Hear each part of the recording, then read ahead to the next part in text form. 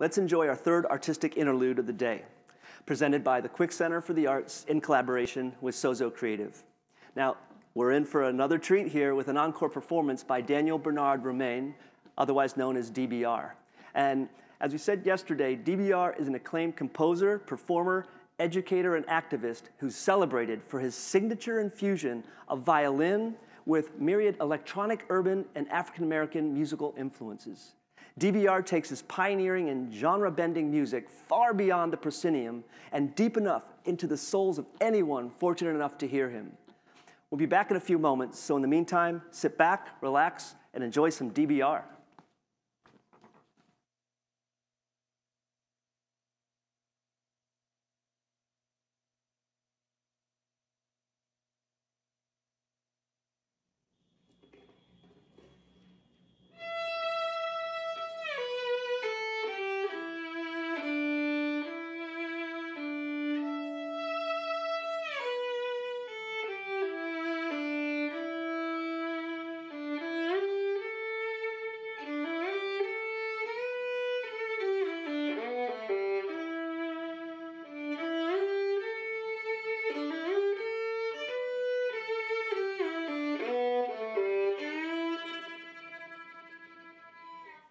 Hey, how you doing? My name is Daniel Bernard Roumain, or DBR, and that was Native. Native is a piece that I wrote many years ago to describe my feelings actually, of how I felt about my parents and the fact that they were immigrant Americans, Haitian immigrants to America. My name is Daniel Bernard Roumain, or DBR. And I'm a Black Haitian American composer. And by composing, I mean the farming and framing of ideas. So let's stop right there. Nothing about that is standardized. I've really thought about self-definition. Say your name, comma. How do you define yourself? I'm Daniel Bernard Roumain, comma. I'm a Black Haitian American composer. Black Haitian American composer. Those 4 words have always been very carefully curated. And this happened many years ago. I started using those 4 words to define myself because I realized if I didn't, I was going to be an Afro-American composer, an African-American composer, a Black composer, an American composer, a jazz composer, the hip-hop guy, dread violin, you name it. Not so much dread violin anymore. Well, that's a whole nother story. But it's really about you and your story. And I think that for any person or any place, for any artist or any institution, now is the time to be self-critical and to self-critically self-define oneself.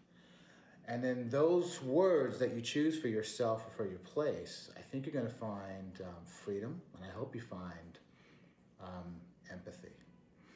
And by that I mean, by me being a Black Haitian American composer, for those of you who are old enough, there was a time in this country that if you really wanted to inject venom into the conversation, if you really wanted to hurt a Black person, you didn't call them the N-word, you called them a Haitian. Do you remember? I do. And I remember in 1997 when Wyclef Jean unfurled that Haitian flag and he was going down the aisle at the MTV Music Awards. That meant everything. It meant everything to me and my parents and my community. It was a seminal moment, lest we forget,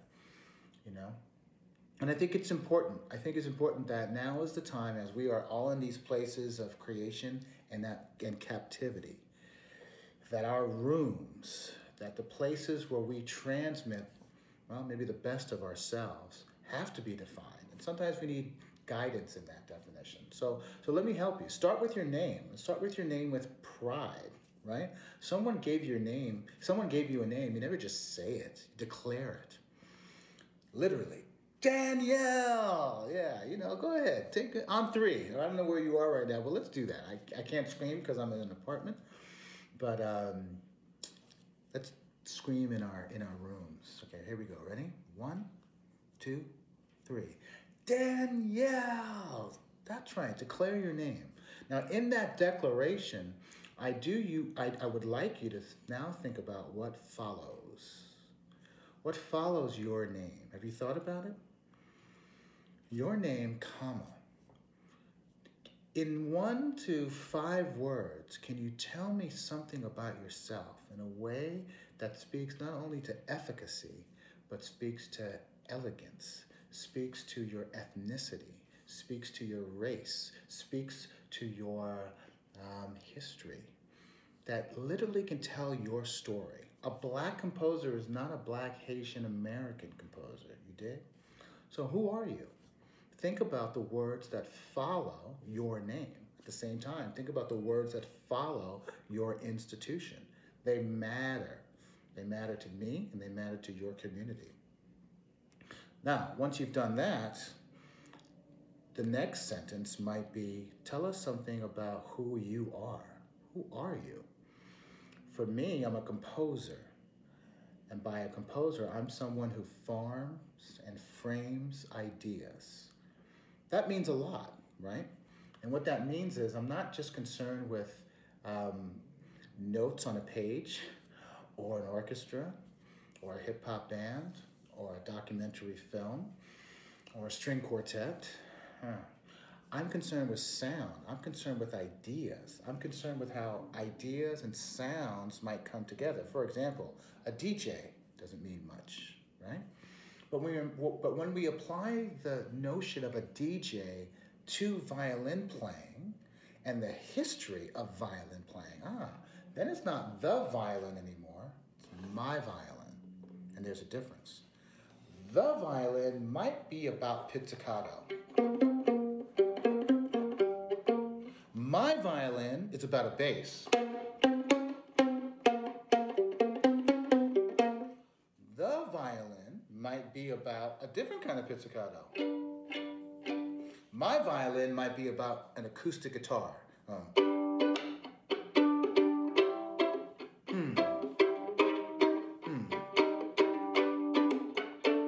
And you remember the DJ? Well, that's would be called an extended technique. An extended technique means I'm doing something on the violin or any instrument and extending it. And you can invent these extended techniques. So here's one called DJ.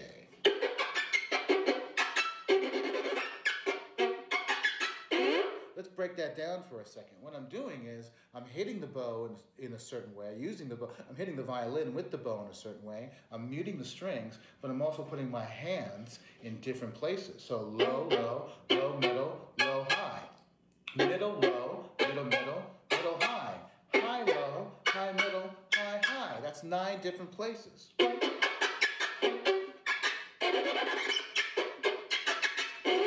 Trying to make my violin sound like a DJ's turntable.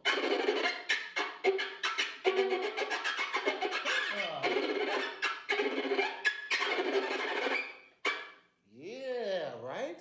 And in that, I'm making what is an acoustic instrument sound electric, sound alive, sound relevant. It has a different place, it has a different purpose. It's traditional, it's non-traditional. It's the past, it's the present, it's the future. Can you do that? Can you do that right now? Can you shake someone's hand in a different way? Can you embrace someone in a different way? Forget about marketing and promotion and branding for a second.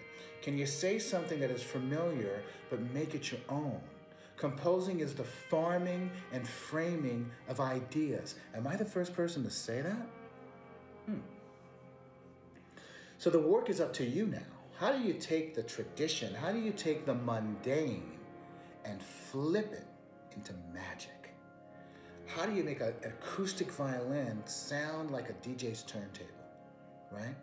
And how do you make your institution, how do you make your name, how do you make your department, how do you make your mission something that is broad and encompassing and loving and real and immediate? You know, I think a lot about the fact that we're in the midst of 5 crises. We're in the midst of a pandemic. We're in the midst of a fight for social justice, number 2. Number 3, There is climate change. Our planet is changing. Number 4, there's a change to our judicial system. More than just a new Supreme Court nominee. We have to really think about the law. Is it just? Is it fair for everyone? Does the law speak for a Black Haitian composer like me? And number 5, we're on the brink of an economic calamity. We are. We owe a lot of money.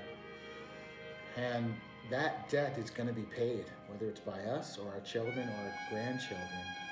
That debt leads to a drought of ideas and courage. Are you afraid to be bold? Are you afraid to redefine yourself because you think the money might go away? Do some members of your board actually direct the institution? Who upholds the ideas of a place? How are they supported? And do you feel that if you really speak up for BIPOC people and the LGBTQIA+ community, that there's more to be lost than to be gained? Well, these are questions for you to answer. In fact, these are questions that you have to answer. You know, I firmly believe that when politicians and pundits fail us, artists have always led the way. If you were born, you were born an artist. Don't forget that. Lead the way. Finally, there's one last question for you. Is art resistance?